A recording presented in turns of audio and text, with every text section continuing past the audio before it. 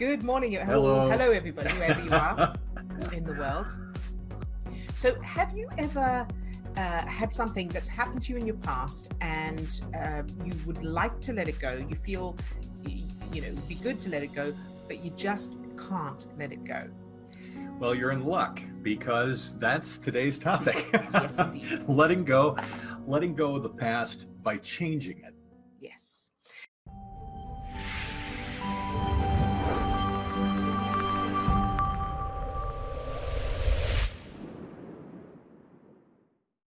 So to start off, this is sort of, we've decided to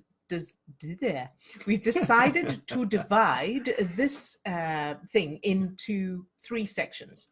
So first of all, we're going to look at the neuroscience behind this, behind the idea of changing the past instead of just letting it go. Right. Because what better way is there to let go of something, let go of the past, than by changing it? So we're going to look at the neuroscience of changing the past. Then we're going to just briefly look at why you would want to do it that way. And then thirdly, we're going to take you step by step through the process of actually doing it. So we're going to experiment with it. I'll give you a little taste of that. So, yes. So the notion of actually changing the past. Mm-hmm. You're going to tell me that's possible. We're going to tell you that's possible. Until time travel is invented, we can't literally go back in time and change the past that we know of so far. But the key is that the subconscious cannot tell the difference between reality and imagination, cannot judge something as unrealistic, and cannot use logic and reason. The conscious mind does that, the subconscious cannot do that, which means that we can change how the past is held in the subconscious. And that's where the emotions are coming from. So presumably you want to let go of something from your past because it's affecting you emotionally. So you're hurt, you're angry, you feel betrayed, whatever's there, and it's holding you back in some way. That's why most people would want to let go of something in the past. The feeling of being, the anger, all the emotions, and however it's holding you back, is all achieved from chemicals, all the result of chemicals, which are what the emotions are. So you change the original memory in your subconscious, and that changes the chemicals that are produced, which means you no longer have the emotions that are currently affecting you, currently holding you back. Now, is this possible? I hear you say. Well, so, we get stuck into these cycles, right? And you get into a place where you're holding on. I was dealing with a family member this week who had an experience at the doctor's office. And she got really, really triggered by something that the doctor said. And she couldn't let it go. She wanted to let it go. Yes. She couldn't let it go. It kept rolling around in her head over and over again. And it just kept producing those chemicals. Oh. So we get into that chemical state. We feel like, we want to get rid of the past. We want to get rid of that past memory. We want to let it go, but we're feeling like we're stuck. Right. And so neuroscience has discovered that not only is it possible to change memories, but they are changing all the time. It's what we're naturally doing. Right. So every time you recall a memory, it changes slightly as it's filtered through new information that you've experienced since the event originally happened. So not only is it possible, but it's happening all the time anyway.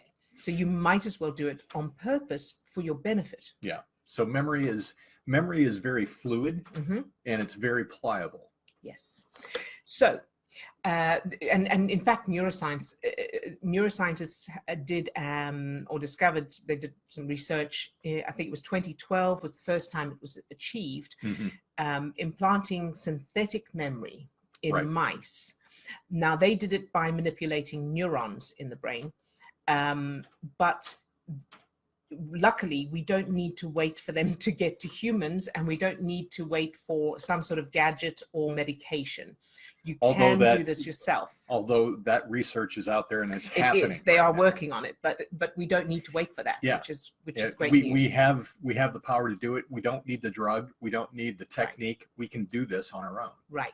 So the thing that's stopping you from doing it is the emotions. But before we get to that, let's just look at why choose to do this. So why choose to change a memory? So the thing to ask yourself is, number one, is keeping the memory serving any kind of beneficial purpose? So in other words, is keeping the memory helping to change the original event? Is keeping the memory good for you in some way? So ask that. And if that's the case, then keep it. But if it's not, if the memory is causing you pain and suffering, if it's holding you back from moving forward in some way, if it's affecting your health, then the answer is of course you want to change it. Now that you know you can, then you want to make that decision to change it, and then the next step is how to do it. So for a start, let's start with, and we've done this exercise before, but we're going to do it again because it is a powerful one, is take a deep breath, close your eyes, and think of your front door. And whatever color your front door is, make it white in your mind. If it's not already white, just imagine your front door as white. And now change your front door in your mind to blue. And if you can't just change it, then take out a pot of blue paint in your mind and paint it blue. So that now your front door, you're imagining your front door to be blue. Now make it red. Now make it yellow. So you can probably imagine your front door being a different color.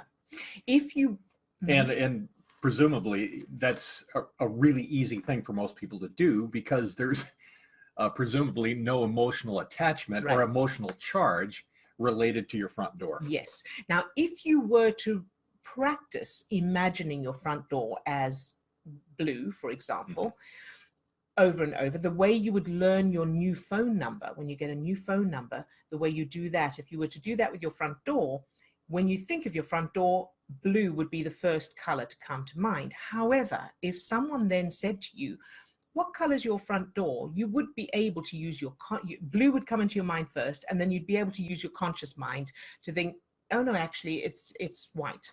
So changing memories works the same way. You're changing it as you change a phone number.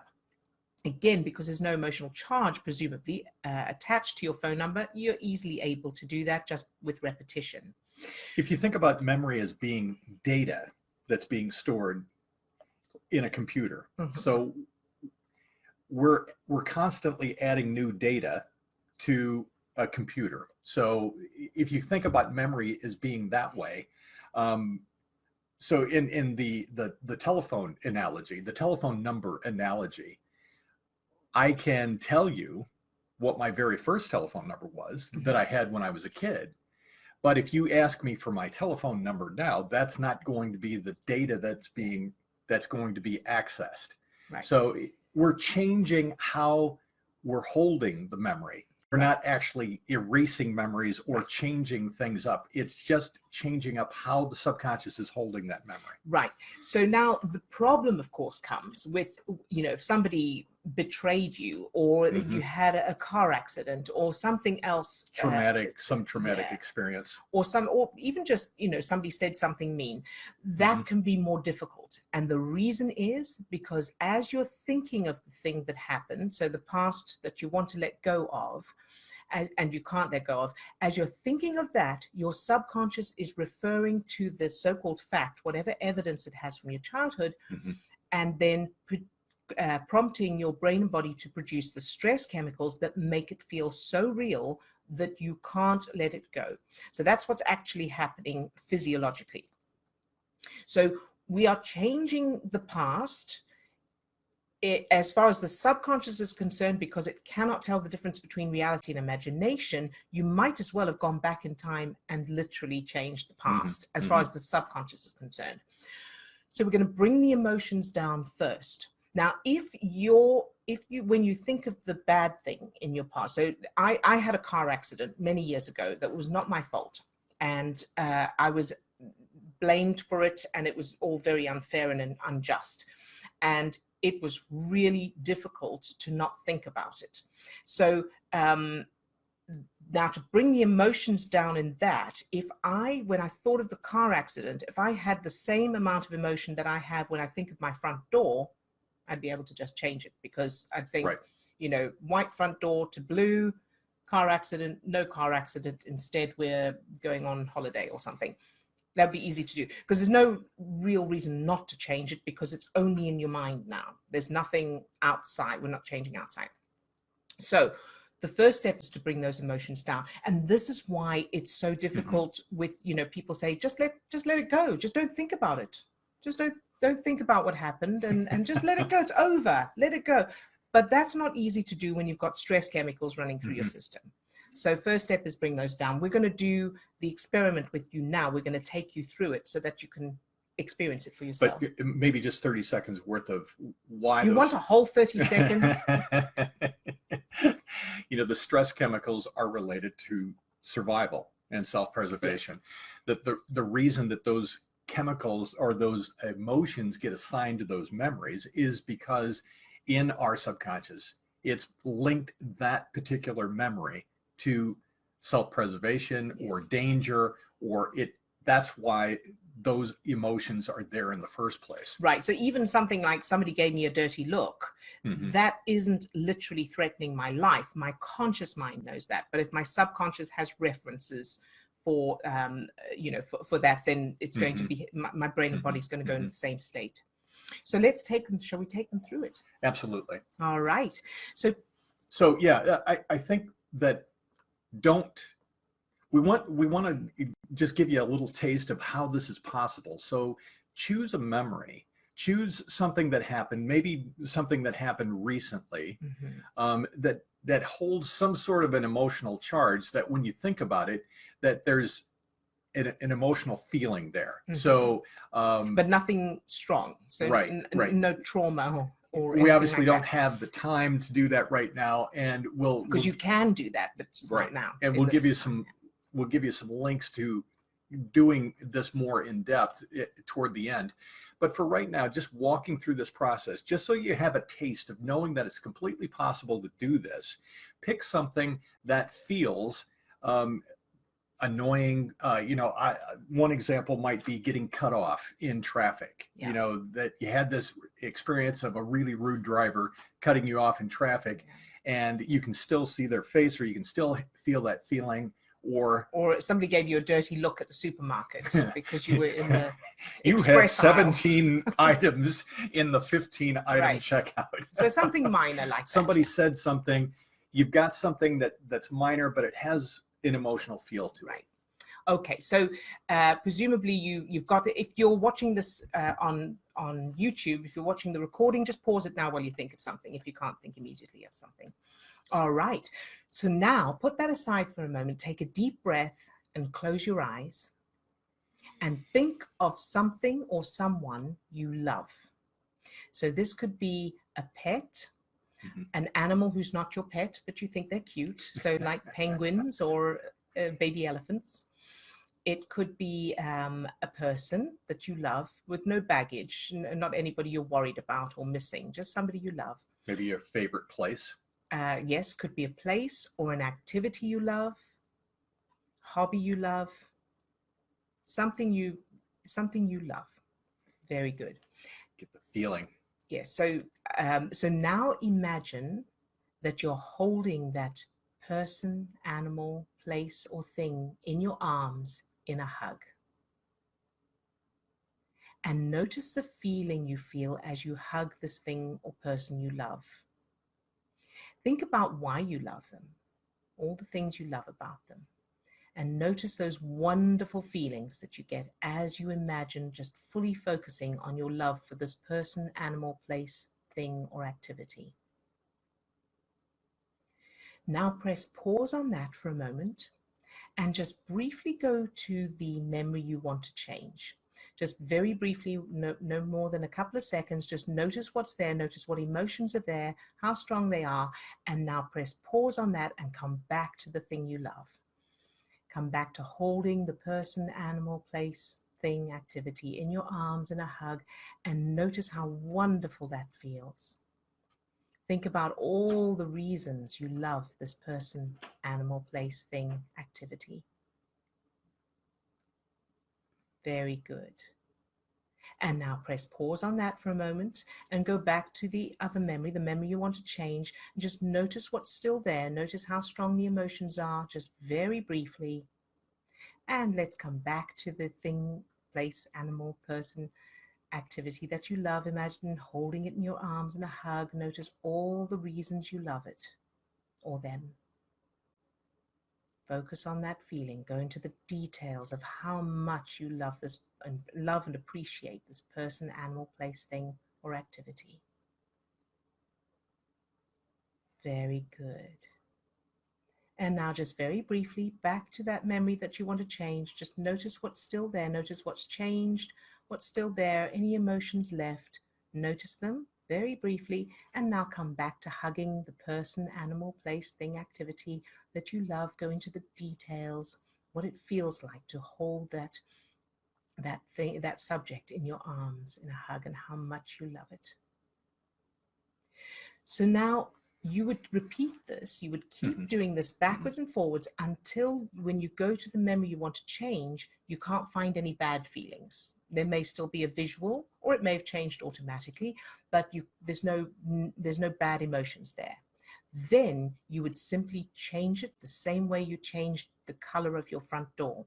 You would choose something. What would you rather have? So, and take it to the wonderful extreme. So for example, me with the car accident, rather than just, I didn't have a car accident, I drove away, I changed it to, I was going on a road trip with friends. And so instead we were all going on this wonderful road trip. So make it fabulous.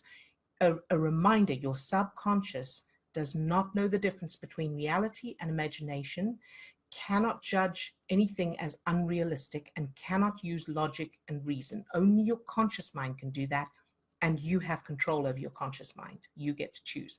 So you can do that, rewrite that memory, and then play the new memory over and over the same way you would learn a new phone number, until that's the first thing that comes to mind when you think of it. Yeah, memories are just neural pathways, neural networks in your mind, and creating a new memory, creating a new reference is just I think about it as being like a little plant, you know, a little seedling. So you create that, you've created this, or you've planted this new little seedling, and now it's if you want that to grow, you continue to come back to that and keep watering it, caring for it, until eventually it gets to the place where it can be on its own. Right. 6 times 4 was a struggle at one point for us. But now, because we have used that neural network over and over enough, 6 times 4 is automatic, hopefully, for most of us. It's 15, right? Yeah. Okay. And I do want to just make this clear as well. So now you know how to do it. And of course, you can watch the recording of this to do it over and over and change whatever you want to change. Very, very importantly, there will be some memories that you do this with and you can't change them because they're too strong, or the references, subconscious references are too strong. So this is not magic. So what you would do then is you would follow the other stuff. So we have a free online mini course that takes you step by step how to do this and how to find the original references that are like the roots of the weed. So when you're changing memories, in other words, any experiences you've had as an adult, it's like trimming the leaves and the branches of a weed. The roots are in your childhood, and you can change your childhood memories, and that is what will create massive changes. So it's exactly doing the same process, but you would find the original childhood memories, change those to the opposite and positive, and then everything else changes automatically. So we'll put the links to that mini course and to our website in the description. So I know that this has gotten a little bit long, but we wanted to give everybody an opportunity to experience that it is in fact possible to change a memory and how you're holding that in your subconscious mind. So to recap, number one, it's not only is it possible, but neuroscience has discovered that we are doing it all the time anyway. It's happening on automatic, and now you're just using that, the ability to choose to change. So memories are changing automatically anyway, according to the latest in neuroscience. The second thing is you get to choose which memories you want to change. So you don't have to change everything. Keep the good stuff and change the bad ones to good. So you have a choice. It's like jelly beans. You know, if you like the orange ones and you don't like the green ones, just keep the orange ones, get rid of the green ones. All right. And the third one is to do this process backwards and forwards until you're able to change it, like you changed the color of your front door and like you changed your phone number, and then practice the new ones. Absolutely. All right. Hope that helps, and please reach out. We're there. We've got a lot of support. We've got a lot of materials. Check us out online, and we will see you again next week. Bye. Bye for now.